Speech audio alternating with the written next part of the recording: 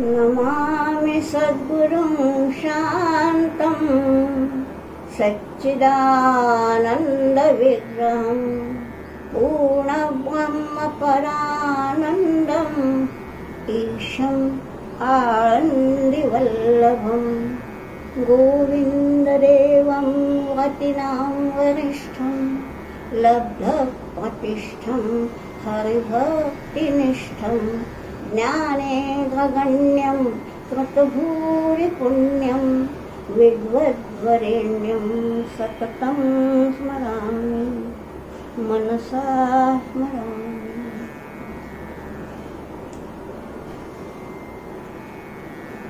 सारे गीता के अनुरागियों, कल तक हमने ये देखा कि भगवान श्री कृष्ण अर्जुन को समझा रहे हैं कि अरे भाई, तुमने जो ये निर्णय लिया कि न युद्ध से, मैं युद्ध नहीं करूँगा, इसका क्या होगा? इससे तुम्हारा धर्म भी नाश होगा, धर्म दृष्टि, तुम्हारा जो कर्तव्य है क्षत्रिय के बारे में उसका नाश होगा, तुम्हारा श्रेय निकल जाएगा, तुम्हारे आज तक की जो कमाई हुई कीर्ति है वो नष्ट होगी। तुम्हारे इस निर्णय से तुम्हारे मित्रों पर क्या विपरीत परिणाम होगा और तुम्हारे शत्रुओं को कैसा तुम्हारे निंदा का अवसर प्राप्त होगा, ये सब बता दिया है। अब युद्ध है, पहले ही बता चुके हैं कि इस युद्ध में 3 पर्याय नहीं है, 2 ही हैं। यूं तो युद्ध में 3 पर्याय होते हैं, हार, जीत या मौत, मगर यहाँ हार का पर्याय तो है ही नहीं, या तो जीतूंगा या मरूंगा, 2 ही पर्याय है। और इसलिए अभी अगला जो श्लोक है यानी 37वां, तो 37वें श्लोक में बतलाया गया है, सुनिए। हतो वा प्राप्स्यसि स्वर्गं जित्वा वा भोक्ष्यसे महीम् तस्मादुत्तिष्ठ कौन्तेय युद्धाय कृतनिश्चयः। दोनों पर्यायों का बताया है। हतो वा प्राप्स्यसि स्वर्गम, यदि हत हुए, होना तो नहीं है लेकिन सारे संभावनाओं के बारे में भगवान बता रहे हैं कि यदि मान लो कि तुम ये युद्ध करते हुए मर भी गए तो तुम्हें स्वर्ग मिलना ही है, तुम हुतात्मा कहलाओगे। अगर जीत गए तो मोक्ष से महीम, तो ये सारा जो राज्य है उनका भी, हस्तिनापुर का भी और इंद्रप्रस्थ का भी, माने सब पूरा ही साम्राज्य, ये सारा महिम मोक्ष से उसका तुम उपभोग लोगे। यानी दोनों ही तरह से तुम्हारा लाभ ही लाभ है। मर गए तो स्वर्ग लाभ, जीत गए तो राज्य लाभ। तस्मात् उत्तिष्ठ कौन्तेय, हे कौन्तेय उठो, ये है बात। यानी उठो, कर्म प्रवण हो, तुम कर्म को भूल रहे हो, अपना कर्तव्य जो है उसे भूल रहे हो, ऐसा नहीं। उत्तिष्ठ, खड़े हो जाओ। कैसे खड़े हो जाओ? युद्धाय कृतनिश्चयः, यानी अब एक कृतनिश्चय करो, पूरी तरह से निश्चय करो कि मुझे तो लड़ना ही है। युद्धाय कृतनिश्चयः उत्तिष्ठ, ऐसे तुम खड़े हो जाओ। देखिए, हमारे गुरुजी हमेशा कहते हैं कि अंग्रेजी में एक कहावत है कि if money is lost, nothing is lost. If health is lost, something is lost. If character is lost, everything is lost. इसको हमारे गुरुजी ने आगे बता दिया है इसी कड़ी में कि confidence is lost, everything is lost forever। यहाँ अर्जुन जो है वो इसी रोग से ग्रस्त है, उसका सारा आत्मविश्वास ही नष्ट हो गया है और उसके भीतर आत्मविश्वास जगाने के लिए ये है, उत्तिष्ठ, खड़े हो जाओ। ये बात तो अर्जुन के लिए कही गई है, लेकिन अभी जो सुनने वाला कोई युवा वर्ग है उनके लिए भी है कि यदि मान लीजिए कोई संकट आया है, आपके आत्मविश्वास को यदि ठेस पहुंची है, अगर आत्मविश्वास डगमगा रहा है तो ये गीता जी कहती है नहीं, छोड़ो, उत्तिष्ठ, खड़े हो जाओ, यही बात है। अब फिर यहाँ तक जो है ये सारी लौकिक दृष्टियाँ बताई गई, यानी तुम्हें लाभ कैसे होगा, तुम्हारा यश कैसे होगा, तुम्हारा मित्रों में तुम्हारा कैसा सिर ऊंचा करके बोलने का एक अवसर मिलेगा, ये सब बता दिया। लेकिन अब इसके आगे पारमार्थिक दृष्टि से बताया गया है। क्या है कि ये तो युद्ध करना है ना, उत्तिष्ठ तो बता दिया, लेकिन ये युद्ध कैसे करना है देखिए। अगला श्लोक है 38वां, इसमें बताया है सुख दुखे समे कृत्वा लाभालाभौ जया जयौ ततो युद्धाय युज्यस्व नैवं पापमवाप्स्यसि। कैसे करना है ये युद्ध? होता क्या है, युद्ध करते समय मन में द्वेष की भावना होती है कि ये सामने वाला जो है, जो खड़ा है मेरे सामने युद्ध के लिए, ये मेरा दुश्मन है, यानी द्वेष भावना है। उस द्वेष भावना को त्याग दो, फिर लाभ होगा, यानी लाभ यानी मेरी जीत होगी या मेरी हार होगी, ये भी एक दुविधा मन में रहती है युद्ध के समय। यहाँ बोला है नहीं, सुख दुख समय कृत्वा, सुख को और दुख को समान मानकर, लाभ अलाभ हो, लाभ हानि को समान मानकर, जय अजय, जय पराजय माने हार जीत को समान मानकर युद्धाय युज्यस्व, तब युद्ध करो। यानी युद्ध तो करना है, ये तो क्रिया है, ये तो हाथ से किया जाएगा, लेकिन मन की भावना कैसे हो, द्वेषपूर्ण ना हो, अविचल हो, निश्चित हो, निश्चयात्मक बुद्धि से परिपूर्ण हो, और ऐसी बुद्धि से काम करना है युद्ध का। फिर मालूम नहीं जीत होती है या मौत होती है, तो पहले ही बता दिया कि जीत होती है तो राज्य मिलेगा, मौत होती है तो स्वर्ग मिलेगा, वो छोड़ दीजिए। लेकिन युद्धाय युज्यस्व, मुझे ना ये युज्यस्व शब्द बड़ा ही अच्छा लगता है। युज धातु है संस्कृत का, उसका अर्थ है जुड़ जाना। युद्धाय युज्यस्व, तुम युद्ध से जुड़ जाओ, कितना अच्छा बताया है। यानी ये अर्जुन जो है वो युद्ध से विमुख हो रहा है, युद्ध से वो हतोत्साह है, इसलिए तो गांडीव को भी, जिस गांडीव को वो कभी अपने हाथ से दूर नहीं करता था, उसको छोड़ दिया है, विसर्ज्य से शरम चापम बता दिया है, और उसको बाजू रख के वो बोल रहा है नहीं, उससे मैं नहीं लड़ूंगा। तो ऐसा मत करो, युद्धाय युज्यस्व। और उससे क्या होगा, भगवान कहते हैं न एवं, एवं यानी हिंदी का अर्थ मत लीजिए, हिंदी में एवं का अर्थ हम और के लिए लेते हैं, वो अर्थ नहीं है। संस्कृत में एवं का अर्थ है इस प्रकार, दस, इन दिस वे, इसलिए एवं का उपयोग होता है। तो एवं पापम न वाप्स्यसि, क्या है, पहला अध्याय हम इसीलिए थोड़ा विस्तार से लिया था। पहले अध्याय में वो बोला था ना अर्जुन कि पापमेवाश्रयेदस्मान् हत्वैतान् आततायिनः, कि ये आततायी हैं, लेकिन इन्हें मार के हम पाप के भागी होंगे, पाप हम पे होगा। तो इसलिए बोला है न एवं पापमवाप्स्यसि, यानी अर्जुन की हर आशंका का निराकरण यहाँ किया है। एवं पापम न वाप्स्यसि, तो तुम्हें पाप लगने का सवाल ही नहीं उठता। ये है पारमार्थिक दृष्टि, साम्य दृष्टि कहा जा सकता है।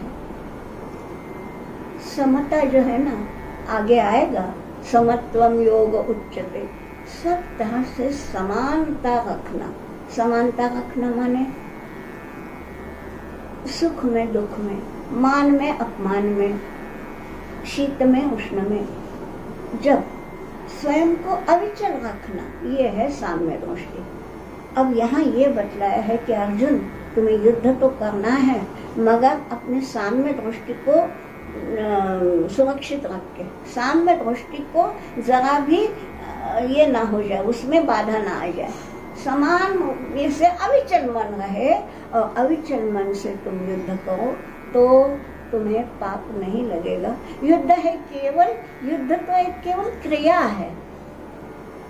वो क्रिया करते समय तुम्हारा मन जो है वो कैसा होता है, इस अब थोड़ा सा इसमें तो नहीं आता, योग वासिष्ठ में आता है, लेकिन बतलाया गया। वो तो योग वासिष्ठ तो इस युग की बात ही नहीं है, ये द्वापर युग की बातें चल रही है गीता, यानी त्रेता युग में।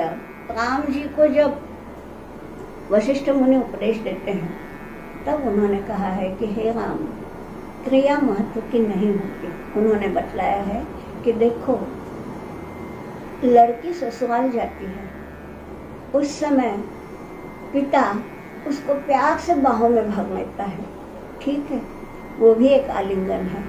और एक प्रेमी अपनी प्रियतमा को आलिंगन में लेता है, क्रिया वही है लेकिन भाव एकदम विपरीत है। तो प्रियतम ने प्रेयसी को दिया हुआ आलिंगन अलग भाव है, और पिता ने वात्सल्य से भरा हुआ बच्चे को गोद में भर लेना, हाथ बाहों में भर लेना अलग बात है। क्रिया क्या है महत्व की नहीं, भाव महत्व का है। अचानक मुझे याद आई तो बतला दिया यहाँ पर। तो ये जो है यहाँ अभी योग की दृष्टि से बतलाया गया है। युज्यस्व, युद्धाय युज्यस्व, युज माने जुड़ना, और योग माने भी जुड़ना ही है। योग यानी क्या, आगे चल के पता चलेगा कि युक्त तमो ये शब्द जो है आगे आएगा इसी गीता जी में।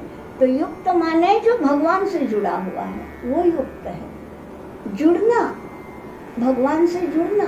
तो ये जो है ये अभी आगे चल के वो सब आएगा। तो सुख दुखे समय कृत्वा, सुख दुख लाभ हानि जय पराजय सबको एक मान के, समान मानकर तुम युद्ध करो, यहाँ ये बतला दिया है। अब भगवान बोलते हैं ये यहाँ तक जो किया ना, ये मैंने ज्ञान की दृष्टि से बतलाया तुमको।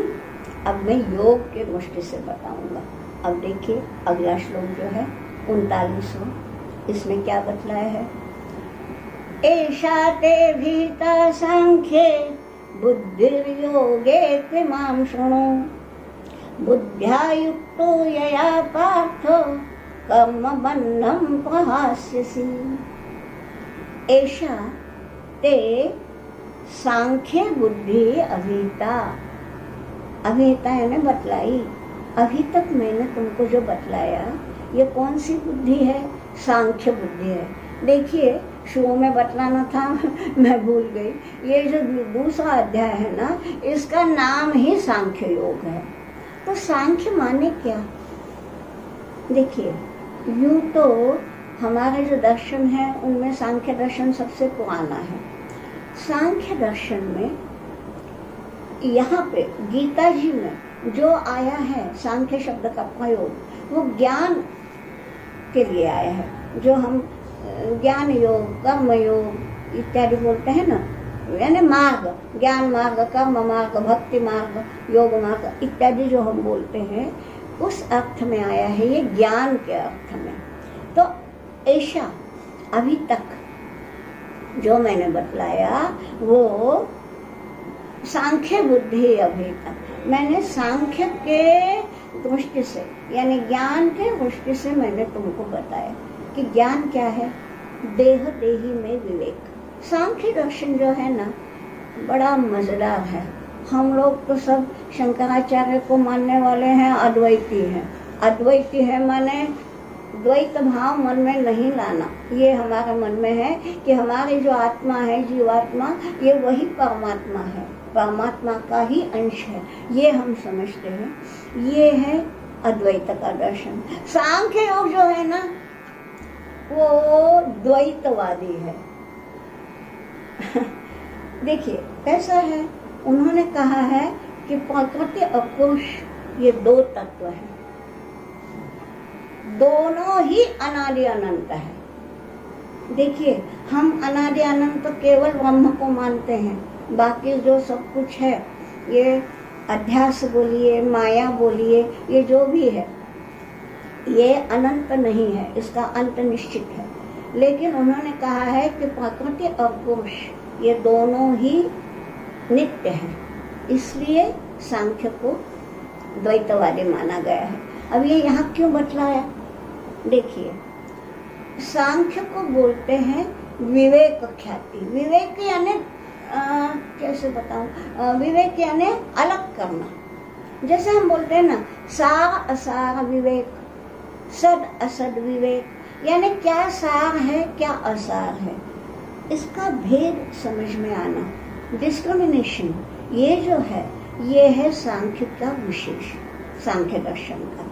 तो अभी तक जो बतलाया वो सांख्य बुद्धि से बतलाया, यानी देह और देही का विवेक बतलाया कि देही जो है वो अनादि अनंत अमर है, आत्मा, देही यानी आत्मा, आत्मा अमर है, और इसके ठीक विपरीत जो देह है वो नश्वर है। तो ये विवेक बता रहे हैं। तो ये जो विवेकवती बुद्धि है, ज्ञान पर अधिष्ठित बुद्धि है, इसको सांख्य बुद्धि कहा है। तो इसका विवेचन अभी तक हो गया, ठीक है। अब वो बोलते हैं कि योगे तो इमाम सुनो, अब सुनो, अब सुनो, अब मैं आगे जो बतलाने वाला हूँ, भगवान कहते हैं कि अभी तक जो बतलाया वो सांख्य के अनुसार, यानी विवेक के अनुसार। विवेक माने देह देही में विवेक करना, उनका जो मूल भेद है उसको समझना और युद्ध का कर्म करना। अब योग, योग की दृष्टि से देख लो। अब योग माने है क्या? तो योग जो है ना, उसमें ज्ञान नहीं ऐसा नहीं है, लेकिन उसमें साधना भी जुड़ जाती है। कैसी है देखिए, यहाँ बोला है ऐशा ते अभेता सांख्य बुद्धि योगे तो इमाम सुनो। अब आगे चल के योग की बुद्धि सुनो, सुनो यानी सुनो कि यया बुद्ध्या युक्तः कर्म बंधम प्रहास्यसि, जिससे तुम कर्म के बंधन से छूट जाओगे। हम ये देखते हैं कि हम हमेशा कर्म बंधन ये शब्द तो सुनते हैं, ये क्या है, क्या है? हम सब मान के चलते हैं, और ये हमारे पूरी पक्की निष्ठा श्रद्धा है कि हमें जो ये आज का जन्म मिला, ये हमारे पूर्व जन्म का परिणाम है। पूर्व जन्म में यदि हमने कुछ अच्छाई की है तो यहाँ इस जन्म में हमें सुख मिलेगा, यदि हमने कोई बुराई की है तो दुख मिलेगा, ठीक है। और इसलिए इस जन्म में हमने हमेशा सत्कर्म ही करना है, ठीक है। लेकिन देखिए, हमने यदि सत्कर्म भी किए तो हमको उनका अच्छा फल भोगने के लिए अगला जन्म लेना ही है। बुराई काम किए तो लेना ही लेना है, अगले जन्म में हमको दुख भोगना है, दुख भोगने के लिए ही हमारा अगला जन्म होगा। वो तो ठीक है यदि दुष्कृत्य करते हैं, लेकिन यदि सत्कर्म भी किए, पुण्य कर्म भी किए तो क्या होगा? पुण्य कर्म से स्वर्ग मिलेगा, ठीक है। लेकिन आगे चल के गीता जी बतलाएंगी कि क्षीणे पुण्य मर्त्यलोकम विशन्ति, कि जब तुम्हारे जितने पुण्य किए हैं ना, उतने पुण्य के अनुसार तुमको स्वर्ग में रहना मिलेगा। जैसे हम किसी इसमें जाते हैं, होटल में ठहरते हैं, तो पहले एडवांस भरना पड़ता है। अगर हमने 3 दिन का भरा है तो हमको 3 ही दिन रहने को मिलेगा, जितना एडवांस है उतने ही दिन रहने को मिलेगा। अगर हमें चौथे दिन भी रहना है तो भैया फिर से एडवांस भरो। मतलब स्वर्ग में यदि अधिक दिन रहना है तो पुण्य का जितना तुम्हारा पुण्य है उतने दिन तो स्वर्ग में मिला, लेकिन क्षीणे पुण्य, जब वो पुण्य क्षीण हो जाते हैं यानी समाप्त हो जाते हैं, तो फिर से हमको यदि स्वर्ग चाहिए तो और पुण्य कर्म करने हैं। तो पुण्य कर्म करने के लिए तो भैया यहाँ आना ही है ना दुनिया में, यानी हमारा पुनर्जन्म तो नहीं निकलता, फिर से जन्म तो लेना ही है। यानी हम मुक्त तो नहीं हो सकते, है कि नहीं। इसलिए ये कर्म जो है वो बंधन है, चाहे सत्कर्म हो चाहे दुष्कर्म हो, चाहे यज्ञ कर्म किए स्वर्ग मिलेगा, लेकिन फिर भी तुमको आना ही है। तो इसलिए कर्म जो है वो बंधनास्पद है। यहाँ क्या बतलाया है भगवान ने? भगवान बोलते हैं कि अरे भाई तुम योग की बुद्धि अब सुनो, योगे तो ईमान सुनो। कैसा है? बुद्धिया युक्तो यया पार्थ, इससे युक्त होने के बाद, यानी इस योग बुद्धि से जुड़ने के बाद, योग बुद्धि का आकलन होने के बाद, कर्म बंधन प्रहास्य से तुम कर्म के बंधन से मुक्त हो जाओगे। कर्म का बंधन यानी पुनः जन्म, अगला जन्म, तो अगले जन्म से मुक्त हो जाओगे। मतलब तुम्हें अगला जन्म ही नहीं होगा, मोक्ष मिलेगा, मुक्ति मिलेगी। अब ये उनको योग बुद्धि जो है, ये अभी यहाँ से लेकर के, यानी 40वें श्लोक से लेकर के तो 53वें श्लोक तक 53 यहाँ योग बुद्धि बतलाई गई है। पहले सांख्य बुद्धि बतलाई, अब आगे यहाँ से योग बुद्धि बतलाई गई है कि योग बुद्धि क्या है। इसलिए ये दूसरा अध्याय जो है ना, बड़ा महत्व का है। क्या बतलाया है देखिए, बड़ा ही अच्छा बतलाया है। 40वां श्लोक सुनिए। नेहाभिक्रमनाशोऽस्ति प्रत्यवायो न विद्यते, स्वल्पमप्यस्य धर्मस्य आयते महतो भयात्। कितना बड़ा दिलासा दिया है। क्या बतलाया है? न इह अभिक्रमनाशो अस्ति, अभिक्रमनाश यहाँ नहीं है। अभिक्रम का अर्थ है शुरुआत, आरंभ। यहाँ अभिक्रम का नाश नहीं है। देखिए, अभिक्रम का नाश, आरंभ का नाश यानी क्या? हम देखते हैं, शायद कोई बोले, देख भी रहे होंगे, कोई आजकल वो चलती है ना सीरियल्स, तो उसमें है कि यज्ञ करते हैं लोग और अच्छे ऋषि मुनि श्रद्धा पूर्वक यज्ञ करते हैं, और राक्षस आके ऊपर से उन यज्ञों में कुछ तो भी विष्ठा या हड्डी या माने कुछ अपवित्र चीजें डालते हैं। क्या हो गया? जो यज्ञ का आरंभ किया था उसका फल तो नहीं मिला। यानी आरंभ तो किया है, श्रद्धा पूर्वक किया है, निष्ठा पूर्वक किया है, लेकिन फिर भी उसका फल नहीं मिला। क्यों नहीं मिला?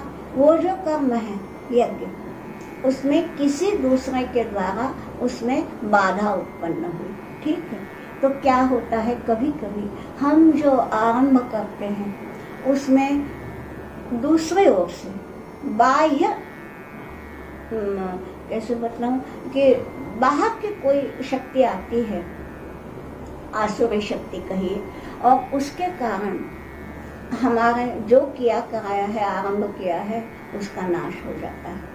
तो यहाँ बतलाया है कि भाई मैं तुमको अब योग बुद्धि बतलाने वाला हूँ। न यह अभिक्रमनाशोस्ति, यह माने यहाँ माने इस योग बुद्धि में, इस योग बुद्धि में आरंभ का नाश तो होता ही नहीं। ठीक है, जितना तुम करोगे उतना तो तुम्हारे पास है। हाँ, तुम आगे नहीं गए, ठीक है।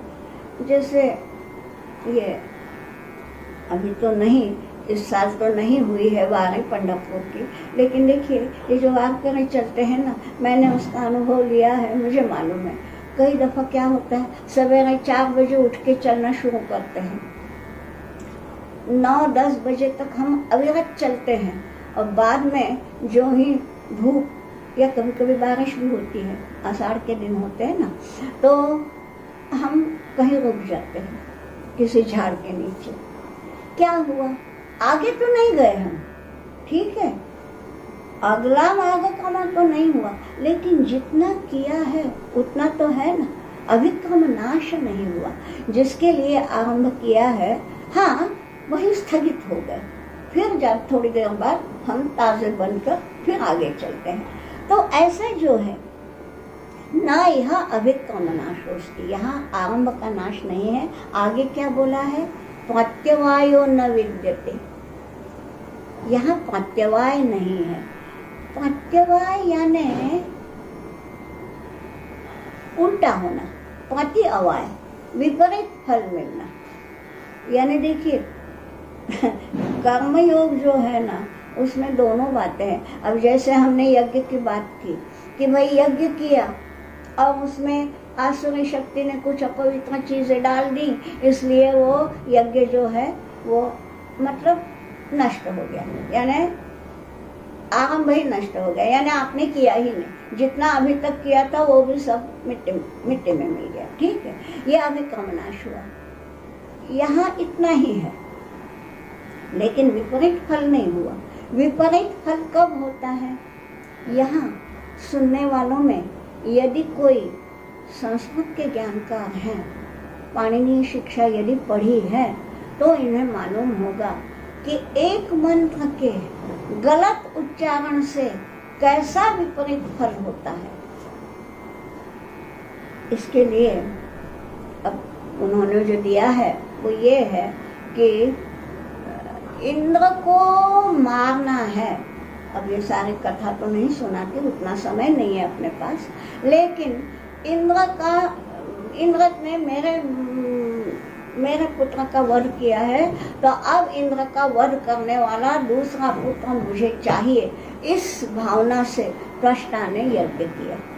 ठीक है, यज्ञ हमेशा काम में ही होते हैं, कुछ न कुछ कामना रख के ही यज्ञ किए जाते हैं। तो ये कामना है कि ऐसा पुत्र मेरा पैदा हो कि जो इंद्र का नाश करे। इसके लिए जो बोलना था, माफ कीजिए मैं कभी सस्वर नहीं बोलती, वो मेरा अधिकार नहीं है, तो मैं केवल शब्दों में बताऊं कि वो बतलाया है इंद्र शत्रु वर्धस्व। ये शब्द है कि वर्धस्व, तुम बढ़ते जाओ। और कैसे बढ़ते जाओ? इंद्र के शत्रु बनकर, माने इंद्र को तुम मारोगे, ऐसा तुम बढ़ो। ये मंत्र है, इसका गलत उच्चारण किया। जहाँ उदात्त स्वर होना चाहिए वहाँ नहीं किया, जहाँ नहीं चाहिए वहाँ किया। दो शब्द है, इंद्र और शत्रु। अब मैं वहाँ जाती नहीं, वो मेरा अधिकार नहीं है, लेकिन जो अधिकारी हैं वो यदि सुन रहे हैं तो उनके समझ में आ गया होगा कि कहाँ उदात्त स्वर का प्रयोग करना है, वहाँ ना करके दूसरा शब्द पर किया। इससे क्या हुआ? वो लड़का पैदा तो हुआ, लेकिन उसने इंद्र को नहीं मारा, बल्कि इंद्र ने उसको मारा। ये है प्रत्यवाय। यहाँ जो बोला है प्रत्यवायो न विद्यते, यानी प्रत्यवाय यानी क्या? विपरीत फल। जिसके लिए हम करते हैं उसके ठीक विपरीत होना। अभी यहाँ भगवान बताते हैं कि मैं तुमको योग बुद्धि बताता हूँ। ये योग बुद्धि ऐसी है कि इसमें जो तुमने प्रारंभ किया है अभी क्रम नाश नहीं होगा। जहाँ तक किया है, अगर नहीं आगे बढ़ सके तो भी कोई बात नहीं, जितनी यात्रा तुमने अभी तक तय की है उतना तक तो होगा ही, अभी क्रम का नाश नहीं होगा। और सबसे बड़ा आधार ये है, दिलासा ये है कि प्रत्यवायो न विद्यते, विपरीत फल कभी नहीं मिलेगा। और इसलिए ये जो योग बुद्धि है वो कैसी है? यही धर्म बुद्धि है। और आगे का है स्वल्पमप्यस्य धर्मस्य त्रायते महतो भयात्। अस्य धर्मस्य स्वल्पमपि, इस धर्म का अगर स्वल्प, देखिए स्वल्प शब्द हम हिंदी में भी उसका प्रयोग करते हैं, अल्प स्वल्प। देखिए मूल शब्द तो है अल्प, अल्प यानी कम, थोड़ा सा। उसको यदि सु लगा दिया तो होता है स्वल्प। हाँ, सु यानी अधिक। जैसे हम हिंदी में कहते हैं ना कि ये स्थान तो यहाँ से दूर है और वो तो सुदूर है। सुदूर है माने अधिक दूर है, तो सु लगाने से अधिक का बोध होता है। वैसे स्वल्प यानी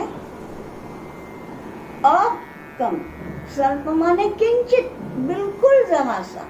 तो स्वल्पमपि अस्य धर्म से स्वल्पमपि, इस धर्म का बिल्कुल कण भर किंचित भी यदि पालन करोगे तो महतो भयात्रायते, बड़े से बड़े भय से विमुक्ति हो मिल जाती है। बड़े से बड़ा भय जो है, कौन सा भय है बड़ा? एक तो मुझे पाप लगेगा, एक तो मुझे नरकवास मिलेगा। जो ये अर्जुन ने बतलाए हैं ना पहले अध्याय में कि कुलक्षय से क्या क्या होगा, तो यही है कि हम पापी हो जाएंगे, हमें नरकवास मिलेगा, हमारे पितर जो हैं, हमारे पुरखे जो हैं वो अतृप्त रहेंगे। ये सारे जो भय है ना, इन बड़े से बड़े भयों से भी मुक्ति मिल जाती है। कब? स्वल्पम अपि अस्य धर्मस्य, इस धर्म का थोड़ा सा भी, किंचित सा भी यदि पालन करो तो इस बड़े से बड़े भय से मुक्ति मिलना बिल्कुल निश्चित है। ठीक है, अब ये क्या है ये देखिए। हाँ, अरे यहाँ पर मुझे इसलिए रुकना पड़ेगा क्योंकि अगले जो 3 श्लोक हैं वो एक साथ लेने पड़ेंगे। 42, 43, 44 वो सब तीनों एक में से जुड़े हुए हैं। इसको संस्कृत में कलापकम कहते हैं, यानी आज आधा, आज एक और कल एक यदि बताऊं तो आधा हो जाएगा। तो ठीक है, लेकिन केवल हम इसका पठन कर लेते हैं। अभी थोड़ा सा समय है हमारे पास, तो पठन कर लेते हैं और बाद में कल जब हम मिलेंगे तो पठन ना करते हुए हम सीधे अर्थ की तरफ जाएंगे। तो इन तीनों श्लोकों का हम आज पठन कर लेते हैं, थोड़ा सा समय है उसका सदुपयोग करना।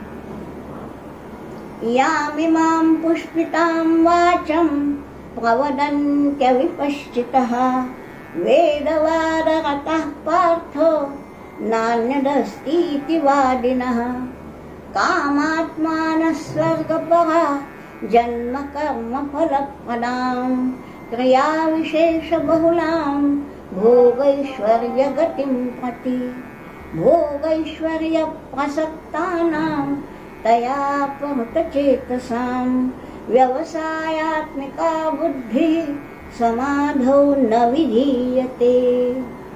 ये एक ही पॉइंट है इन तीनों में। तो ये जो बिंदु है उसको हम कल देखेंगे। इतना ही समझ लीजिए कि कल हमें देखना क्या है, व्यवसायात्मिका बुद्धि।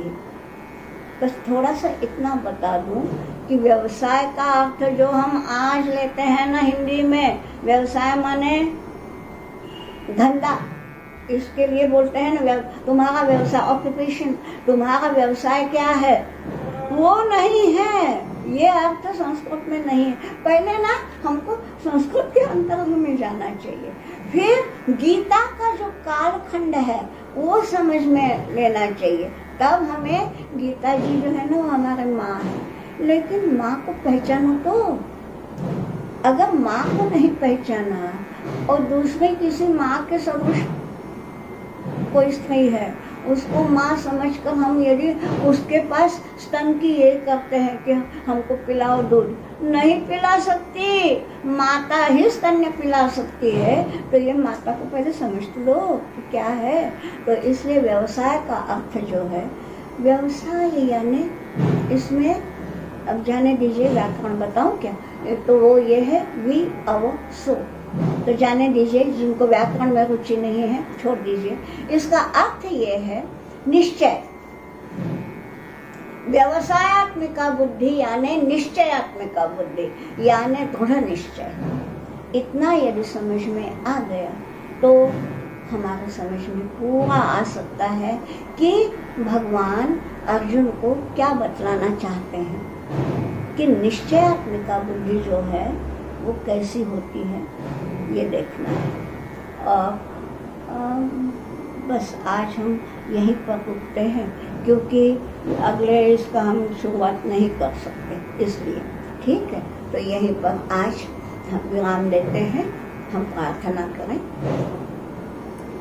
वसुदेव सुतं देवं कंस चाणूरमर्दनं देवकी परमानंदं कृष्णं वन्दे जगद्गुरुं योगेशं सच्चिदानन्दं वासुदेवं वजप्रियं धर्मसंस्थापकं वीरं कृष्णं वन्दे जगद्गुरुम्।